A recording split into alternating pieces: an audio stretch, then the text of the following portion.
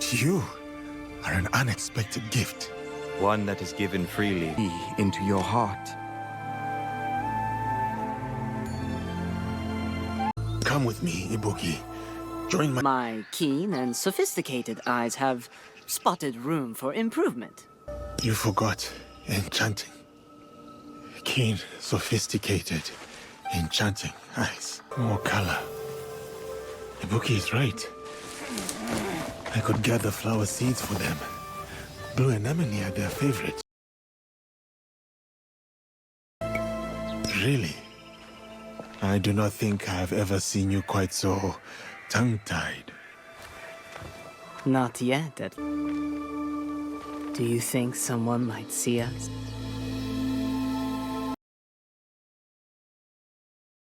Yasuke, the legendary gay samurai. Now, this game is the most pandering game of all time. It really shouldn't surprise anyone. Absolutely no one should be surprised that they made Yasuke gay, right? In my first video last year about Yasuke and Assassin's Creed, I said it in the video. I called it right. I called it 100%. I was like, oh, they're gonna make Yasuke gay. Of course they are, because this game is the most progressive, far left-leaning, loony, pandering game of all time. It's just a gift that keeps giving, right? Of course Yasuke is gay. And also for that matter, comment to that later, Naoe, the female main character, she's also gay. I'm not even kidding, guys. They're both gay. And then this character here, Ibuki, is like gender fluid, non-binary, trans or something. So, of course, it's just the most progressive thing ever. The first only black guy in Japan in Sogo period had to, of course, be gay, even though he's born in like 1580 or something. And it's just so ridiculous.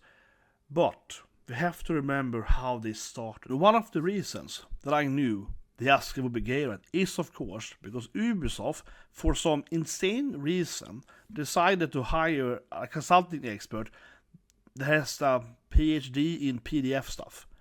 And I'm not even kidding, right? I'm not even kidding. This is literally what this book is about.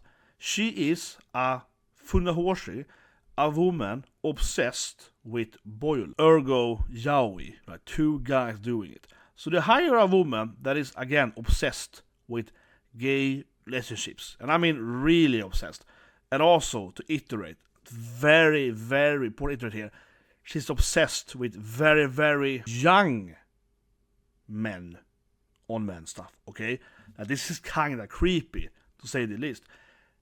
And it gets worse, guys. See, I read her book, okay? I actually read this book. And in this book, guys, she talks about her motivation for her whole desire to write about, historical gay stuff, say the least. And her mother was basically a hostess or escort lady. She talks about her mother as in like, oh, my mom would look like every other mom, and she was beautiful, and she made great food, and yada yada, but then she could take makeup, and she could dress up, and in a few minutes, she could transform into this sexual being that enjoyed pleasuring men, and I can't genuinely go into how sick this book is from the expert the Ubisoft hired, but she's basically fetishizing her own mother's sex work, like straight up. And then she goes into like talking about how she was impressed that some of her mother's colleagues, right, in this like escort kind of work, that some of them were worse at actual intercourse or the actual like physical need, but they were better singers and they were better actors or whatever, they were better like conversion with their men, so on. And that inspired her to research and understand, how like male prostitutes in history was interesting or something, and if they were better singers, they would make more money from the diamo or something.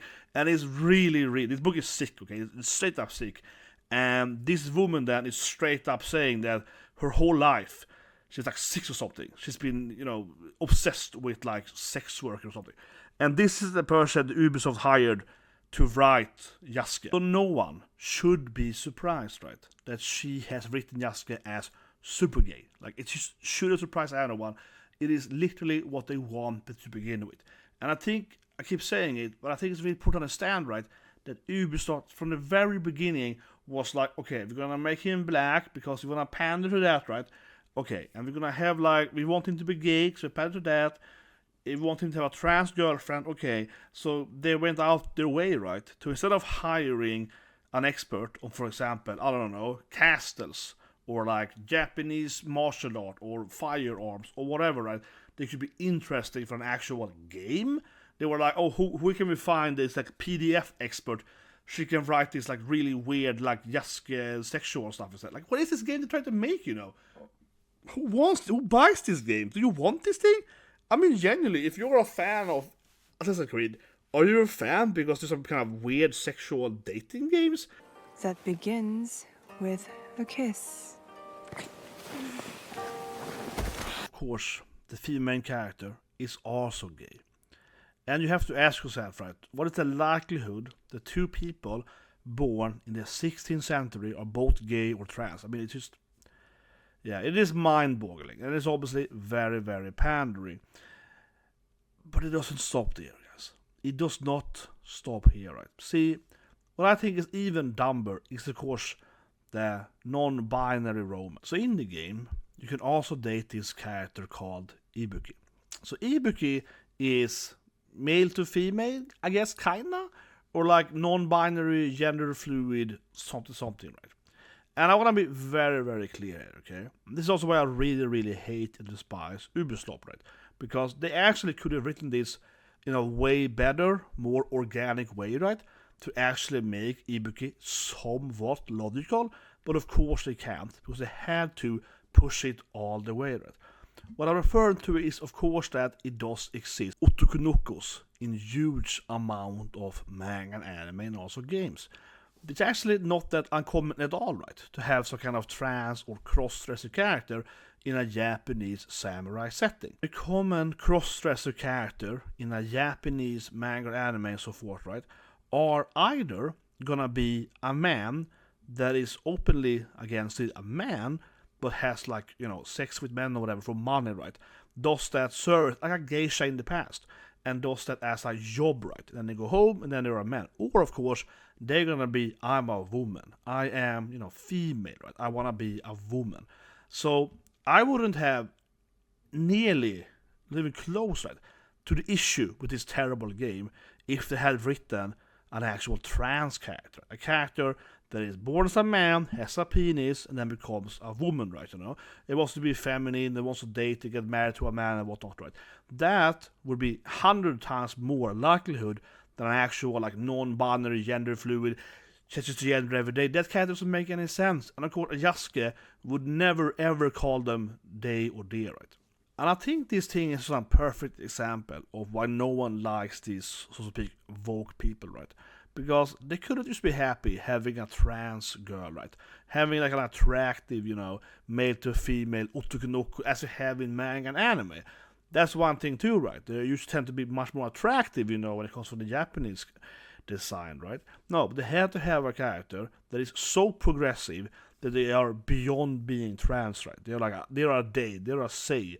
There's something else. I mean, seriously. Imagine if Ibuki looked something like this, right? Like an actual attractive Otokonoko, then I would buy the game. Everyone would buy the game. The game would sell 10 times more, right? I just think it's really, really funny, in a sad way, honestly, right? That they take this character, they want to be so progressive, so they can't just be enough to make like an attractive trans character, right? They have to make it, again then, non-binary, or something gender fluid. And this character has to be like, you have to call me they, them, say, Yasuke Kern. They can't just be like, oh, I want to be your girlfriend, call me she, right? And the whole thing then, right, that Yasuke runs around calling them they in like, you know, early 17th century Japan is just absurd, being arguably the worst romance in video game history. It's just so incredible, inorganic, and unlikely, right? And I wanted to really end to that point, right? If Yasuke was smashed this hot Otokonoko, but bam, bam, bam, and he called her she, right? He's like, this is my waifu, she's hot, she's great body, it's in the sack, right? If that is how he talked about her, then I will have no problem, right? I'll be like, yeah, this is hot, right? This makes sense. This is basically how every anime makes it, you know what I mean? But instead, they have to be like super duper progressive and they had to make this like really illogical, they say them character, right? And like here's what I really iterated point. This doesn't make any sense. If you lived in this time frame, obviously you wouldn't even have those words. As we saw with Veilguard, right? You wouldn't even have that lingo. A person growing up in the 16th, 15th century or whatever they're born, 17th perhaps, when this gets to place, they wouldn't have that language. It doesn't make any sense. And likewise, Yasuke wouldn't like say, oh, this is my, day boyfriend or girlfriend. He would say, this is my girlfriend, right? He would perhaps accept them, right, as a woman. Again, we could argue that he's into, like, trans chicks. Right? That could be a thing, right? I could even see that argument happening. But again, he would never, ever, ever in history not address his, partner as she. They save them. This doesn't make any sense in any regard. And of course means that the whole thing is just incredibly inorganic. And lastly, I want to point out this thing as well. Did they have to make the non-binary kind of trans person super annoying and super as a bad flower? Like, am I the only one? Like, seriously, this is just the same thing where they had hip-hop music for Yasuke when he was fighting, right? It's just so absurd how terrible Ubisoft is. I mean, seriously. Why can't they just write, a transgender person, right, that otherwise acts like a person does, right? That actually has like a genuine, so to speak, personality living in 16th, 17th century Japan, right?